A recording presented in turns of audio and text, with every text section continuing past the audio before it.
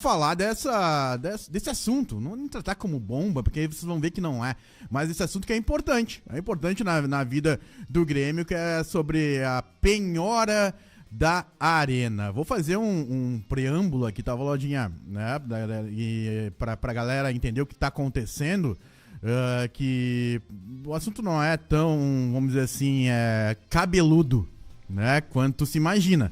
Então a gente vai tentar desmistificar esse assunto aí no programa de hoje. A Justiça determinou, né, penhora da Arena do Tricolor. 3 bancos financiadores da obra da Arena, eles cobram dívida de 226 milhões na Justiça. A Justiça de São Paulo determinou a penhora, né, em decisão nessa terça-feira. A manifestação da juíza Adriana Cardoso dos Reis ocorreu depois do pedido do Banco Santander, Banrisul e Banco do Brasil, que são os bancos financiadores da construção da Arena do Grêmio. O Grêmio, né, como instituição, não irá se manifestar nesse assunto. Esses 3 bancos, eles cobram essa dívida desde 2022 e o Grêmio ainda não realizou a troca de chave da Arena. Todo mundo já sabe disso, né, com o Olímpico, né, que seria, né, vamos dizer assim, o fim do imbróglio quando... terminou, tá, toma a chave do Olímpico e, né, me dá a administração da Arena. E isso ainda não ocorreu, né? Então o Grêmio ainda detém, né, a posse do Estádio Olímpico e não da Arena, da administração da Arena, né? Porque a Arena todo mundo sabe que é do Grêmio. Esse imbróglio, na troca, também ele gerou um impasse com a Prefeitura de Porto Alegre, que quer que as obras previstas para a área do Olímpico saiam do papel. Além disso, no entorno da Arena, o Ministério Público Gaúcho, grande abraço, beijinho no ombro pro Ministério Público Gaúcho, ele cobra da OAS e da Caragunes, que é a outra empresa envolvida, a execução das obras previstas neste contrato. A Arena Porto Alegrense chegou a emitir uma nota, né? Mas aí eu vou passar pro Volodinha para falar mais disso aí, pra gente deixar torcedor do Grêmio tranquilo, Volodya. Bom, vamos lá. A imprensa, como eu estava falando agora, ela tem o costume, e aí é uma coisa, não é só da imprensa do Rio Grande do Sul, nem só a imprensa esportiva. Muitas vezes, até para tentar simplificar, para tentar... acaba deixando uma série de explicações ao lado. E no caso específico da Arena, a gente sabe muito bem que existe aí um quê de má fé quando se trazem notícias a respeito da Arena. Bom, existem questões aí misturadas, tá, Cavalca? A questão da prefeitura com a Caragunes e outras coisas, eu não vou comentar nesse momento, porque não faz parte exatamente desse imbróglio, a turma só mistura. Mas faz parte da não entrega, da troca de chaves, né? Isso sim. Sim, faz parte da troca de chaves, de certa maneira. São obrigações acessórias correlatas, não do Grêmio e não da OAS propriamente. Perfeito. Mas, vamos lá, por que o Grêmio não vai se manifestar oficialmente? Porque sabem o que muda para o Grêmio, instituição, essa questão entre os bancos e a OAS, vamos assim dizer, e os bancos e a Arena Porto Alegrense? Absolutamente nada. Nada. O Grêmio não é parte dos autos do processo em que o Banco Santander, em que o Banco do Estado do Rio Grande do Sul e que o Banco do Brasil cobram às empresas que lhe estão devendo. Ora, o que numa execução, tá? Numa ação dessa natureza, esse tipo de penhora é extremamente comum. É extremamente comum. E eu vou começar pelo final. O que muda para o Grêmio? Nada, o Grêmio não é devedor dos bancos, tá? O Grêmio não tá em atraso, isso é muito importante frisar, porque a pauta que a gente vê da Ivy assanhadíssima e falando como se o Grêmio fosse perder o local, né, de jogos e tudo mais, não procede, não acontece. Eu tenho visto, eu vi essa tarde, muita desinformação a esse respeito. E tem uma coisa, né, Volodya, só parênteses, tá? Por favor. Sempre quando tem um problema, quando tem uma notícia que é um problema, ou notícia de um problema, falam Arena do Grêmio, né? Quando não tem, é a Arena OAS. Arena Porto Alegre, Arena OAS, como queiram chamar. O que aconteceu? Existe no processo uma garantia. tá, seja uma garantia real. O que é garantia real? Garantia real é garantia de imóvel, tá? De terreno, de casa. Existe uma garantia real e uma garantia de direitos futuros, uma garantia de recebíveis. Ou seja, aquilo que a OAS iria receber, tá? Ao invés da OAS receber, aquele que devia a OAS passa a pagar nos autos, deposita judicialmente, então está pagando diretamente ao banco. Ora, o que vai acontecer, então, nesse caso? Esses recebíveis, por exemplo, que a OAS penhorou, e não está penhorado só o imóvel, está penhorado os recebíveis, tá? Também, por exemplo, a OAS já tinha dado esses recebíveis em garantia lá atrás, tá? A própria OAS também deu o imóvel em garantia lá atrás. Então, isso são coisas inerentes, né? É normal, são inerentes aos processos de execução em si. E aí, vocês vão lembrar, se a imprensa tivesse um pouco de boa fé, que não tem, mas os gremistas, talvez, que prestam mais atenção nessas questões jurídicas, vão lembrar que uma das razões que fundamentou a recusa do Fábio Koff, de fazer a troca das chaves em determinado momento, foi justamente, tá? Essas garantias, essa questão da OAS ter dado em garantia os recebíveis e o imóvel, que poderia inviabilizar no final o término da operação, tá? Agora, repito, e vou repetir quantas vezes e fundamento juridicamente, para o Grêmio não muda no dia a dia absolutamente nada. Evidente que eu não conheço os autos do processo. Eu lembro que eu via há muito tempo atrás algumas coisas. Eu e o então Delfos, nosso querido amigo aqui, nós lemos juntos os autos da execução naquela altura, mas faz muito tempo que eu não vejo. Agora, provavelmente, como eu disse, o Grêmio vai pagar diretamente às instituições bancárias o valor referente à cessão onerosa e não mais a entidade originalmente detentora, a OAS, a Arena, enfim. Em síntese, em apertada síntese, é isso. Agora... Tá, ô Voladinha, uma pergunta, tá? Uma pergunta aqui é do Diego Correia, ó. Na verdade são duas, tá? Vou mandar as duas aqui. Curiosidade, o Grêmio é parte dessa cobrança nos autos? Não.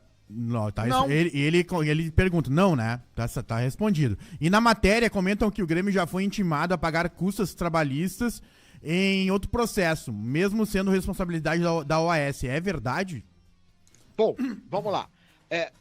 Eu não me lembro, vou até dar uma pesquisada, como dizia aquele meu querido amigo Paulinho Micharia, eu pesquisei, mas nesse caso eu vou dar uma pesquisada a mais. Eu não me lembro do Grêmio ter sido condenado como sucessor ou como responsável solidário. Juridicamente, tá? Existem hipóteses em que um ente pode substituir outro em determinada obrigação quando o ente originário deixa de pagar. Por exemplo, um aval, uma fiança, o avalista é um devedor tal e qual o devedor principal. Em caso de default, o avalista vai lá e paga. Existem outras figuras de substitutos, tá? Como, por exemplo, os sucessores. Sucessor é aquele que, na falta de um pagamento por alguma razão jurídica, essa pessoa se substitui a outra, sucede a outra na obrigação.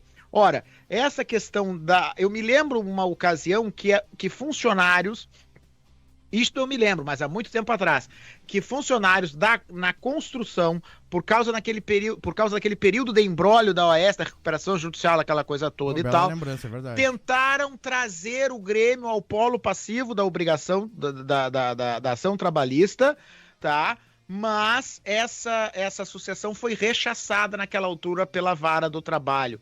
Eu vou pesquisar, eu tenho isso em algum lugar nos meus arquivos, não sei se é aqui. Quinta-feira o Voladinha vai estar aqui com a gente de novo, já vai trazer essa, né, vamos elucidar agora, isso aí. Independente, tá? Independente dessa questão, pedir, juridicamente existe uma coisa chamada direito de petição. Então, pedir tu podes, conseguir são outras coisas, porque tu tens de pedir e tu tens de fundamentar juridicamente esse pedido. Então a pessoa que é demandada vai se opor a esse pedido, tá? Sim. Também fundamentadamente, juridicamente falando, mostrando que ela é parte ilegítima para figurar no polo passivo, para figurar numa cobrança, para ser requerido numa ação, Sim. tá? E Volódia, só uma dúvida, e corre risco, pode ir a leilão? Pode. A Arena pode ir a leilão? Pode. Porque existe uma questão, uma alienação fiduciária, que é um contrato muito interessante, e que é uma excelente fonte de garantia, e que como é um pouco longo, eu vou tentar resumir. Então, não é exatamente assim juridicamente, só para depois não dizer.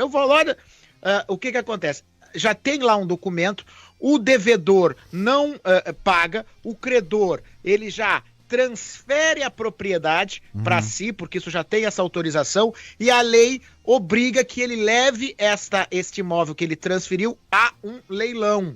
Então, esse leilão pode acontecer. Mesmo que esse leilão venha a acontecer, e nós temos que lembrar que parte da propriedade já é do Grêmio, então ele seria uma leilão de parte. Era essa a minha próxima dúvida, exatamente. Tá, quando na nota a Arena Porto Alegre fala de 8%, o que quer dizer, Volódia? Pra explicar pra galera.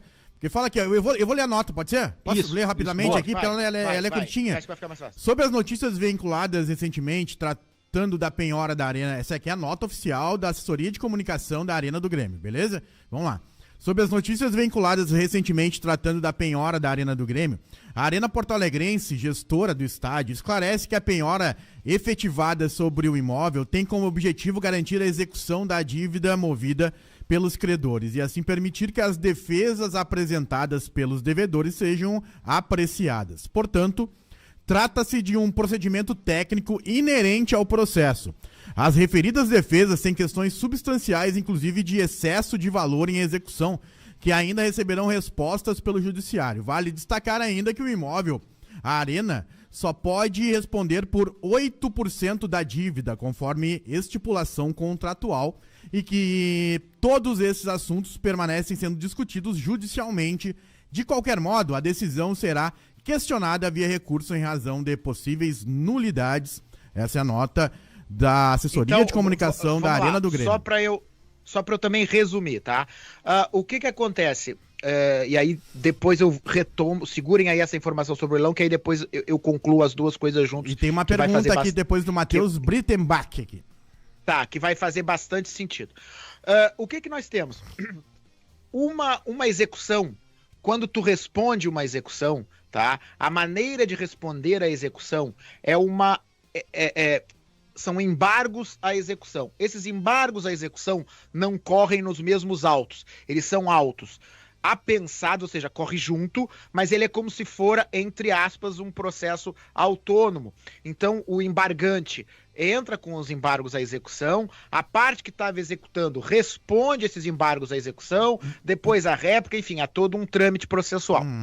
Para que se ofereçam, o Código de Processo Civil estabelece que para que se ofereçam embargos à execução, é necessário a garantia do juízo, ou seja, dá uma garantia real, dá um imóvel, se deposita, carta de fiança, seguro banco, enfim, existem N possibilidades. Então, de fato, existe isso aí. Contratualmente, no financiamento, tá, as regras do financiamento trazem que a garantia pela Arena corresponderia a 8% da dívida. Não quer dizer que a Arena responderia por tudo. Entretanto, é possível, por meio de outros procedimentos, que se tente mitigar esse entendimento ou fazer que a Arena responda por mais. Mas mesmo estando no contrato?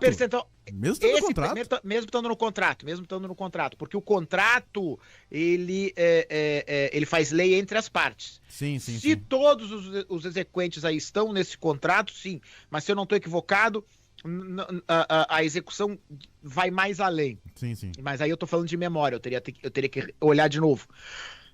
Mas só para que se possa entender, a questão ela traz algumas complexidades, porque esse 8% que ele está mencionando não é o percentual que a Arena Porto Alegrense detém do imóvel, tá? Ele é uma questão do percentual em cima da garantia.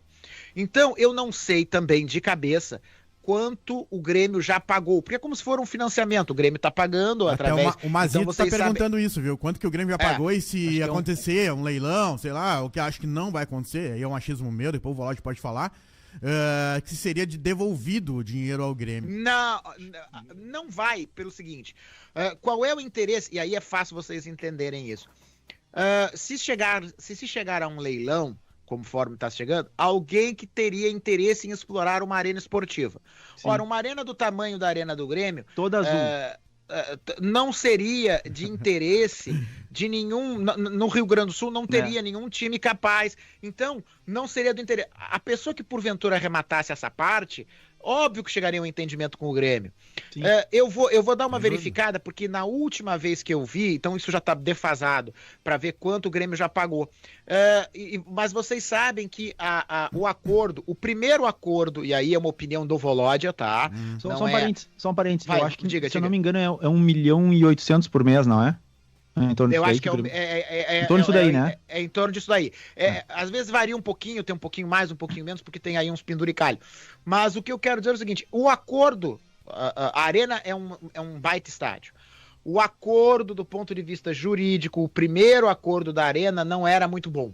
Existiam, talvez pela pressa de fechar aquela coisa toda e tal. Eu tô falando da gestão, tá? Eu tô falando não da construção em si.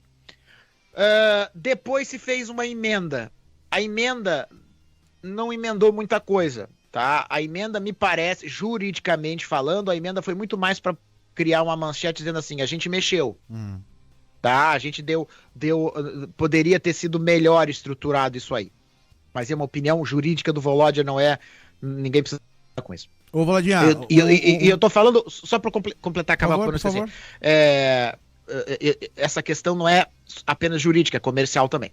Bom, aí o Grêmio tá pagando. Então o Grêmio tem uma parte. Tanto é que inicialmente o Grêmio tinha o percentual do Grêmio vai aumentando em bilheteria e uma série de coisas à medida que ele vai pagando a sua parte e vai adquirindo uma cota parte maior da Arena.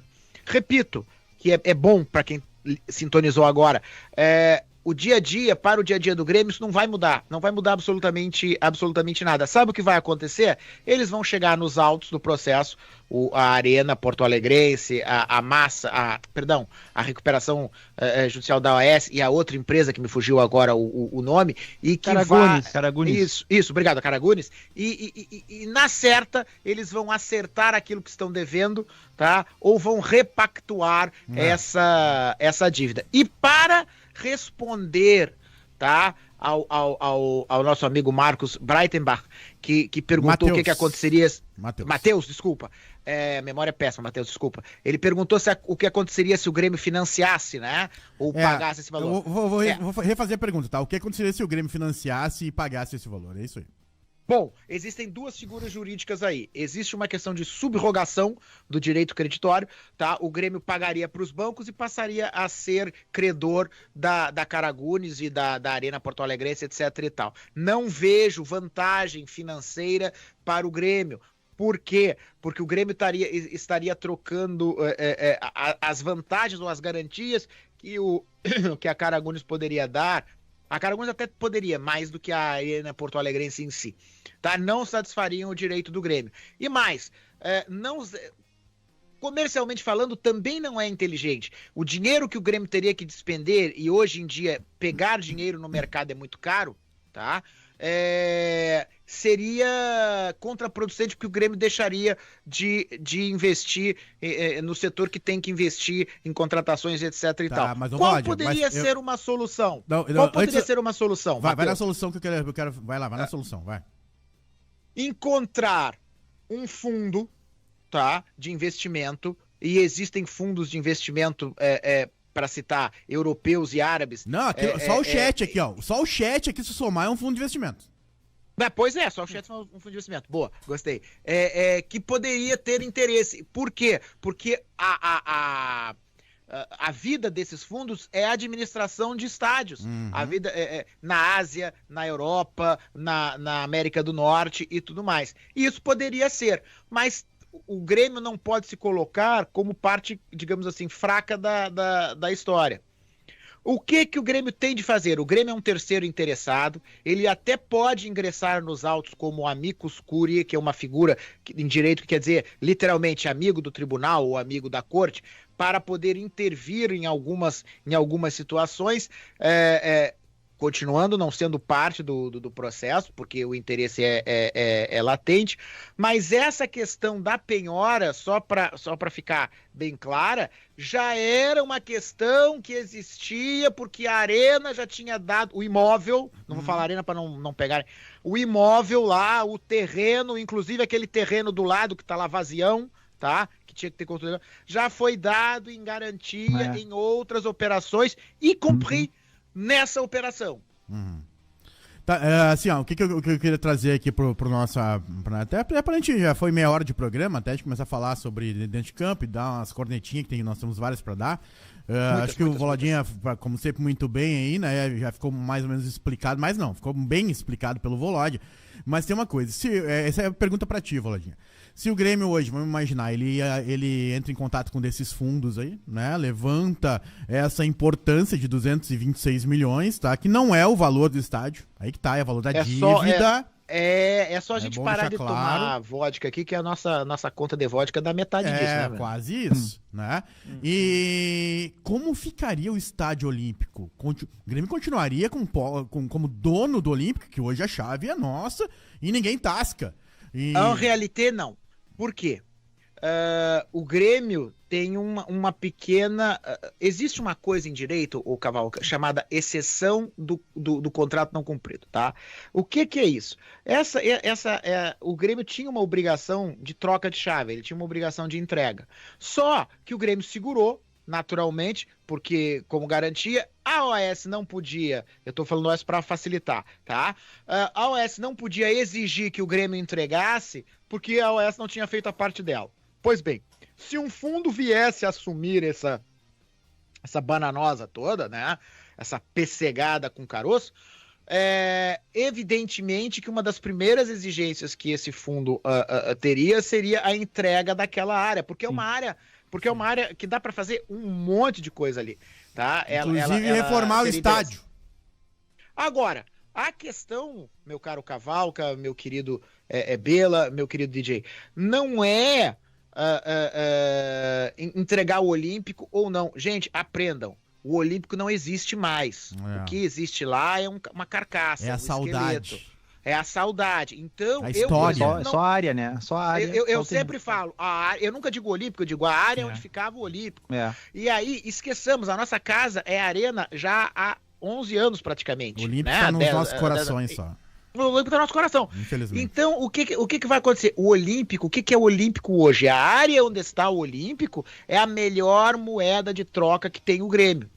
Entendeu? Mas é aí que eu me refiro. Então, ou seja, né, o Grêmio tem essa moeda de troca. É isso que é bom deixar claro, porque daqui a pouco... E vale um horror aquela área lá, né? Com certeza, porque daqui a pouco já estão falando, a coloradagem, sei lá, ou a mídia aquela, já tá falando outra coisa do Olímpico, entendeu? Daqui a pouco já... Porque a prefeitura há pouco tempo já queria tomar na mão grande. Não, mas aí não seria na mão grande, porque a prefeitura, para fazer isso, ela teria que desapropriar a área, e para desapropriar a área só se pode fazê-lo mediante prévia indenização. É o que diz a lei.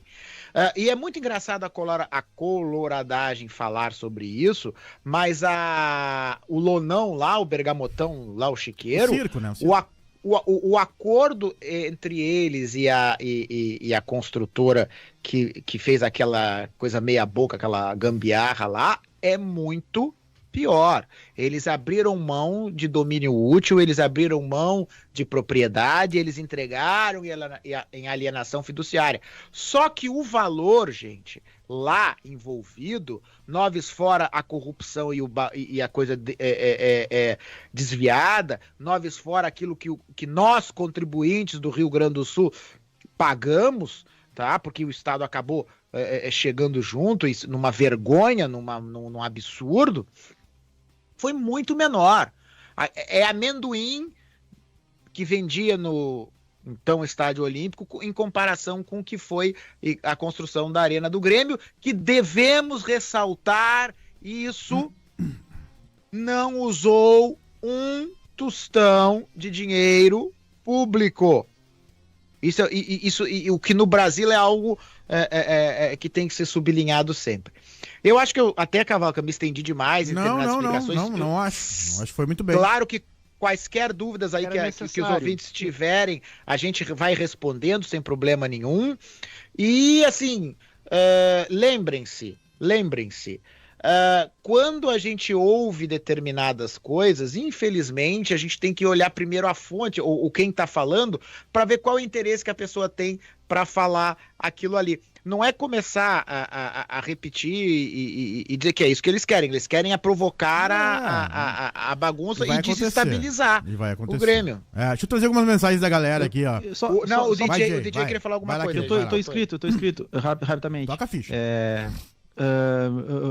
Assim, ó, o Grêmio tem o Grêmio paga esse valor mensal, tá? Bom, digamos que esse imbróglio aí, que isso daí se estenda por um tempo, tá? Daqui a 10 anos o Grêmio tem o direito de uso. Isso. Da administração. Como é que fica? Da administração. Como é que fica? Então, na verdade, não. Então, porque o direito da administração. Bom, até terminar os pagamentos, muita coisa pode acontecer. Sim, o Grêmio tem que seguir pagando todo, isso. Normal.